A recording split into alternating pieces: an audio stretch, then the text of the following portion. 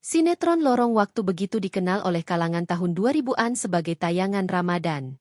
Terakhir tayang di musim ke-6 pada 2006 silam, sinetron Lorong Waktu akan kembali tayang dengan konsep baru dan sesuai era saat ini. Deddy Mizwar, pemain sekaligus penulis Lorong Waktu, mengungkapkan plot dalam sinetron yang mengangkat tema anak-anak tersebut. Dalam musim terbaru Lorong Waktu juga akan disesuaikan dengan teknologi yang ada di 2025.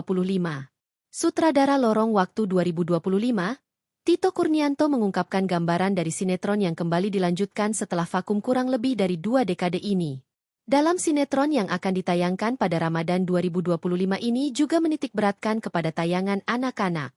Selain itu, dalam Lorong Waktu 2025 dan 2006, akan terlihat perbedaan dari lab pengoperasian alat lintas waktu tersebut. Perbedaan signifikan dari Lorong Waktu 2025 dan Lorong Waktu 2006 yaitu beberapa pemeran baru yang hadir. Jika Lorong Waktu 1999 hingga 2006 dibintangi Joras Jordi sebagai Zidan, di 2025 Zidan besar diperankan oleh Mikdad Ad-Dausi.